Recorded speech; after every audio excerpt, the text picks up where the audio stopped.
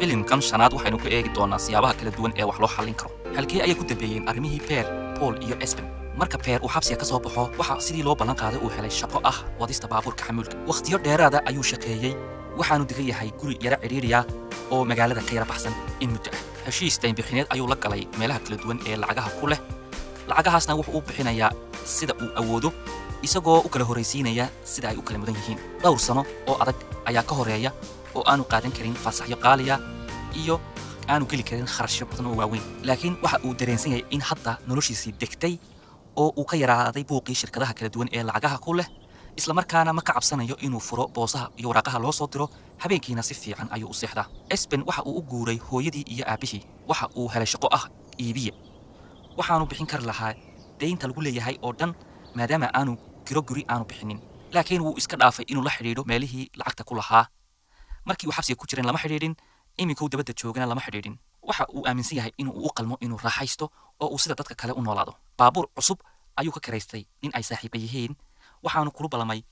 in uu lacagta u soo hadho oo dhan ku bixin doono baabuurkaas taas macnaheedu waxa weeye ma haysto lacag uu ku bixiyo deymaha kale ee lagu leeyahay waxa uu ilaabay inuu bixiyo magdhowgii lagu xukumay oo ay ahayd inuu wax kasta ka hormariyo markaasna dawladdii ayaa meesha soo gashay oo ka goosatay mushaharkiisii taas darteedna ma bixin karo lacagtii baabuurka saaxiibkiisii hore ayaa ka soo doontay baabuurkii Espenna waxa ku soo biiray dayn cusub waxa uu si degdega dib ula xiriiray saaxiibadiisii hore waxaanu bilaabay xafladayntii hore sanad kadib xabsigii ayuu ku soo laabtay Paul waxa uu bilaabay inuu deymaha bixiyo markii uu deganaa gurigii ku meel gaarka ahaa laakiin marmar waxa uu isweydiiyaa maxay macna ah ay samaynaysaa inaad lacag yar bixisid maadaama ay deyntiina sii badanayso miyay macna samaynaysaa inaad bixisid deymaha inkastoo wax aad bixinaysid tahay wax yar oo aan waxba ka tarin deyntii lagu lahaa ha haddii aad rabtid inaad codsatid heshiis dayn bixineed waxa miisaan la saarayaa in aad ahay qof bixiyay intii uu awooday oo aad dadaashay intii karaankaagu ahaa xataa konton koron oo bishii la bixiyo ayaa dhaanta in qofku waxba aanu bixin waayo waxa markaa aad muujisay inaad rabtid inaad wax bixisid haddii aanad waxba bixin karinna waxa habboon inaad soo gudbisid miisaaniyad iyo caddaymo muujinaya in lacagta aad heshid kugu filayn taas waxay muujinaysaa inaad ku dadaalisid inaad samaysid wixii saxda ahay markii uu xabsiga ka soo baxay Paul waxa uu bilaabay iskuul si ay ugu fududaato inuu shaqo helo Paul khibrad uma laha nolosha caadiga ah marka bilowga hore waa in laga caawiyo isticmaalka banka internetka iyo siduu lacagtiisa ugu isticmaal lahaa si aanay deymo cusub u soo fuulin codsi heshiis dayn bixineed ayuu u soo xareeyay xafiiska qasab ku fulinta dhowr bilood kadib markii xabsiga laga soo daayay waxa miisaan gaar ah la saarayaa fursadda uu u haysto inuu dib ugu soo laabto bulshada muddo kadibna waa loo ogolaaday codsigiisii heshiiska dayn bixintu waxa uu waarayaa 5 sano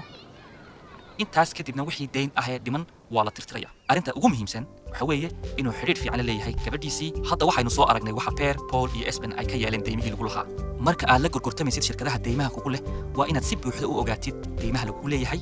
dhaqaalaha ku soo gala iyo kharashkaaga haddii aad codsatid heshiis dayn bixineed waxa aad xaq u leedahay inuu warbixin ku siiyo xafiiska qasab ku filintu sida kalena NAV ayaad ku codsan kartaa talabixin ku saabsan deymaha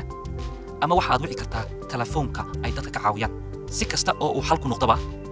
sanooyin badan ayay qaadanaysaa in deymaha wax laga qabto oo la xaliyo taas darteed waxa habboon inaad samaysatid ujeedda cad oo aad mar kasta isxasuusisid buugga la dhaho wax ka qabashada deymaha waxa uu muujinayaa qaabka aad hawsha u bilaabi kartid maabka waxaad ka helaysaa tusaalooyin iyo foomam aad buuxin kartid buugga cinwaanada iyo telefoonada waxaad ka helaysaa lambarro telefoon iyo faahfaahinta macnaha ereyada kala duwan ugu dambayn haddii aad rabtid inaad wax ka qabatid deymaha lagugu leeyahay laakiin aad ka walaacsan tahay inaad arrintaa ku guulaysan kartid waxaad ogaataa haddii aanu nahay network ee Tasuunin inaanu sanad kasta la kulanno dad ku guulaystay wax ka qabashada deymaha lagu leeyahay waayo in muddo ah ayay dadaaleen waxaanay codsadeen wixii caawimo ah ee ay u baahdeen